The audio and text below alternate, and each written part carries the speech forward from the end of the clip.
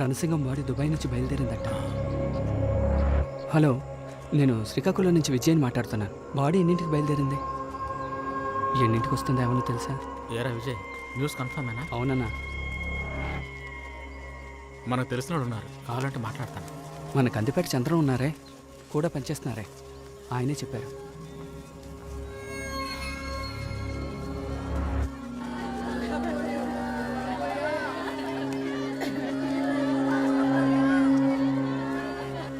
అవును విజయ్, దుబాయ్ నుంచి ఎవరు మాట్లాడారు? చంద్రం అనే సమాచారం ఇచ్చారు. ఇప్పుడు ఫోన్ ఎత్తడం లేదు, ఎవరిని అడగాలో తెలియడం లేదు. బాడీ దగ్గరికి వచ్చిందన్నాక పందిరేసుకుందామయ్యా. పోయినసారి అనవసరంగా తీసేయాల్సి వచ్చింది. వాడికి మరి ఒకసారి ఫోన్ చేసి చూడు. ఇప్పుడే చేశాను. అలాగే. తల్లిని పసిబిడ్డని వదిలేసి వెళ్ళిపోయాడు. చివరి చూపు కూడా మేమెవరూ నోచుకోలేదా? దేవుడా, ఇదంతా చూస్తూ నేను ఇంకా బతుకుండాలా?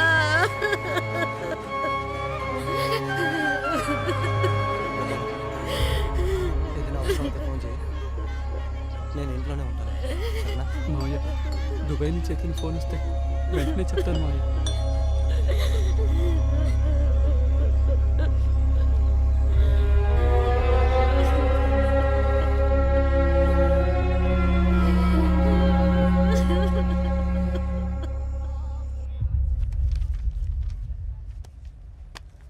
ఆ ఫైల్ ఇవ్వమ్మా.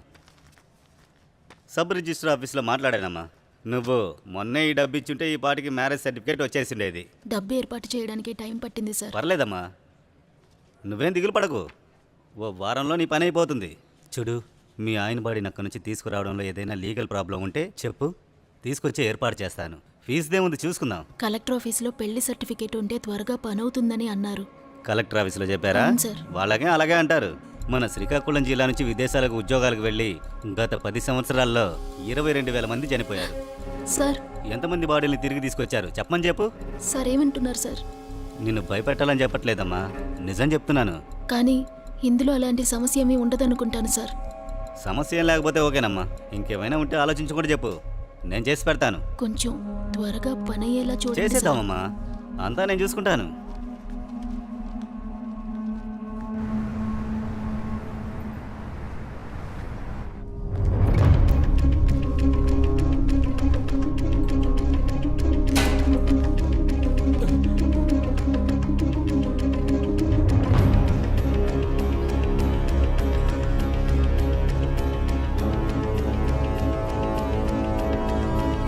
Sir, Yes?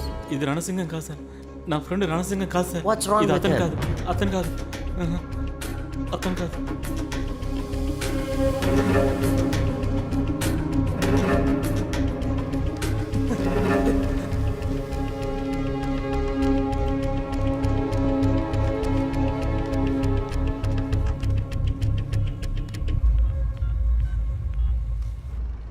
అమ్మా, దుబాయ్ నుంచి మరిన్ని మాట్లాడుతున్నాను. చెప్పండి. అమ్మ సీతాలు, రణసింగం బాడీ ఇండియాకి పంపించరమ్మా. అన్న, ఏమంటున్నావు? అమ్మా, ఇక్కడ ఉన్న ఇండియన్ ఆఫీసర్లు దుబాయ్ ఆఫీసర్లు కలిసి ఇప్పుడు నన్ను ఒక హాస్పిటల్ తీసుకెళ్లారు. అక్కడ ఏదో ఒక శవాన్ని చూపించి అది యాక్సిడెంట్ లో చనిపోయిన రణసింగం బాడీ అని చెప్పమంటున్నారు. యాక్సిడెంటా? అవునమ్మా. ఏదో కొట్లాట్లో చనిపోయినట్టు కంపెనీ వాళ్ళు లెటర్ పంపించారు. కొట్లాట? అబద్ధం అమ్మా, అబద్ధం.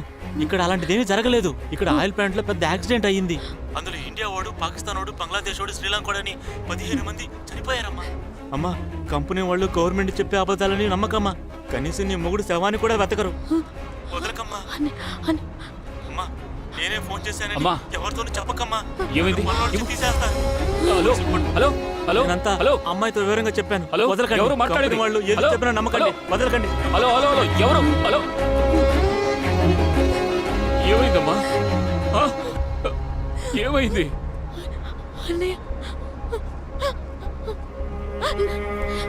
ఆయన ఫ్యాక్టరీ యాక్సిడెంట్ లో చనిపోతే ఏదో కొట్లాట్లో చనిపోయారని అబద్ధం చెప్పారన్నయ్య. బావా, నువ్వు పోరాడి జీవం పోసిన ఆనకట్ట ఇప్పుడు జీవోత్సవంలో మిగిలిపోయింది. ఆయిల్ కంపెనీ యాక్సిడెంట్లో మీ హస్బెండ్ చనిపోయారని మీకెవరు చెప్పారమ్మా? అన్నయ్య ఫ్రెండ్ సార్, ఆయనతో ప్లాంట్లో కలిసి పనిచేశారు. ఆయన స్వయంగా చూశారని చెప్పారా? అవును సార్, మాతో అలాగే చెప్పారు. ఆయన నాతో ఫోన్లో మాట్లాడమంటారా? ఆయన కన్ఫర్మ్ చేస్తే దుబాయ్ ఎంబసీతో మాట్లాడి ఆయిల్ కంపెనీని డైరెక్ట్గా ఎంక్వైరీ చేయమంటారు. లేదు సార్, ఆయన మాట్లాడినప్పుడే చెప్పారు. దయచేసి నా పేరు బయటికి చెప్పకండి, చెప్తే నా ఉద్యోగం ఇలా పోతుంది చూడండి, అన్నారు. మనం ఏమైనా యాక్షన్ తీసుకోవాలంటే మన దగ్గర ఒక సాలిడ్ ప్రూఫ్ ఉండాలి కదా, ఆధారం ఉండాలి కదా. ఇప్పుడు ప్రూఫ్ అడిగితే అక్కడ ఏమైనా జరిగి ఉండొచ్చు. నేను ఇక్కడికి వచ్చింది న్యాయం కోసం కాదు, నా భర్త కోసం వచ్చాను. దయచేసి నాకు సాయం చేయండి. ఖచ్చితంగా మీకు సహాయపడడానికే ఇక్కడ ఉన్నాం. కొంచెం ఓపికగా ఉండండి. సార్, మేము 5 మాసాలుగా తిరుగుతున్నాం.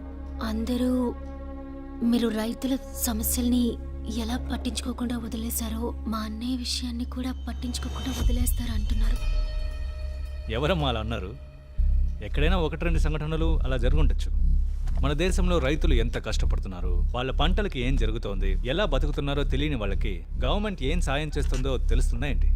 అనవసరంగా ఏదేదో ఆలోచించకండి. ఖచ్చితంగా నేను మీకు మంచి వార్త చెప్తాను. దిగులు పడకుండా వెళ్ళండి.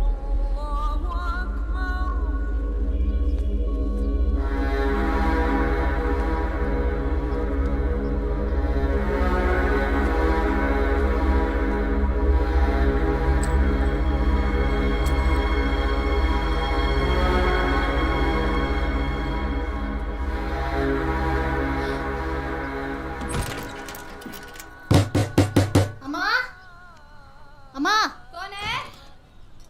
ఇక్కడ ఏజెంట్ అమీర్ బాయ్ ఇల్లు ఎక్కడుందో చెప్పగలరా? ऐसे कोई नहीं है यहाँ पर।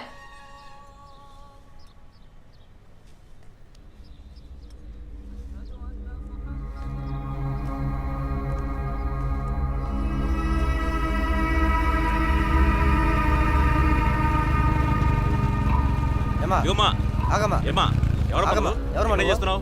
అమీర్ బాయ్ అని ఏంటమ్మా అమీర్ బాయ్ గిమీర్ బాయ్ అంటావు? ఎవరు లేని ఇంట్లో కన్నేసి దోచుకునే గ్రూపే కదా నువ్వు? కాదు సార్, నా మొగుడు చనిపోయాడు. ఓ, మొగుడు చచ్చాడని బిడ్డను చూపించి బెచ్చవెత్తుకునే గ్రూపా? బెచ్చవెత్తుకోవాలంటే సార్. బస్ స్టాండ్కి వెళ్ళాలి, లేక బజార్కి వెళ్ళాలి.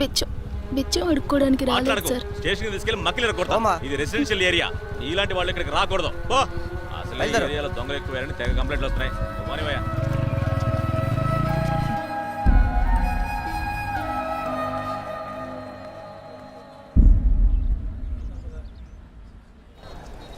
నైట్ కలుద్దాం, వస్తాను. అలాగే భాయ్. ఏంటమ్మా ఎక్కడికి వచ్చున్నావా? ఎవరి కోసం వచ్చావు? మిమ్మల్ని వెతుక్కుంటూనే వచ్చాను. ఎన్నోసార్లు మీకు ఫోన్ చేశాను కానీ తీయలేదు. ఆఫీస్కి వెళ్ళి అడిగితే మీరు రాలేదు అన్నారు. అందుకే తిన్నగా ఇక్కడికి వచ్చాను. మన భాను నాతో చెప్పాడమ్మా. నేను కొంచెం పనిలో ఉండటం వల్ల ఫోన్ ఎత్తలేకపోయాను. బాయ్, బావతో కంపెనీలో పనిచేసిన వాళ్ళందరూ యాక్సిడెంట్ అంటున్నారు, కానీ గవర్నమెంట్ ఆఫీసుల్లో ఇంకోలా చెప్తున్నారు. ఇందులో ఏది నిజం? ఇవ్వని దేవుడి కన్నా ఇచ్చే దెయ్యం ఎంతో మేలు అని అంటారు. ఆ కంపెనీ వాళ్ళతో నేను మాట్లాడి తీరాలి. అందుకే మిమ్మల్ని వెతుక్కుంటూ వచ్చాను. బాయ్, దయచేసి నిజం చెప్పండి బాయ్. ఇప్పుడే నమాజ్ చేసి వస్తున్నామ్మా. అబద్ధాలు ఆడితే అలా నన్ను క్షమించడు. రామ్మా, బిడ్డని పెట్టుకుని ఎందుకు ఎండలో నుంచున్నావు? రామ్మా రామ్మా.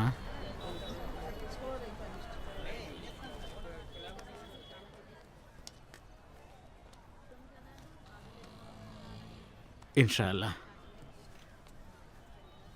నీ మొగుడు పోరాటంలో చనిపోలేదమ్మా, యాక్సిడెంట్లోనే చనిపోయాడు. ఆ తర్వాత ఏం జరిగిందని ఏ ఒక్కడూ నిజం చెప్పడం లేదు. మిమ్మల్ని నమ్ముకునేగా ఆయన్ని విదేశాలకు పంపాను. మీరే ఇలా మాట్లాడితే ఎలా చెప్పండి? నేను ఒకరి కిందనేనమ్మా పనిచేస్తున్నాను.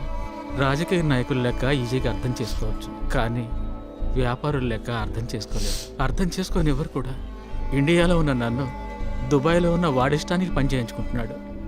అదే యజమానుల బలం.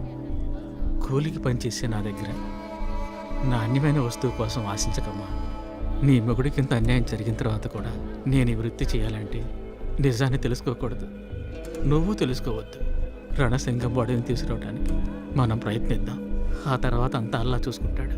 కానీ ఒకటి, రణసింగం బాడీని తీసుకొచ్చే శక్తి నీకు మాత్రమే ఉంది.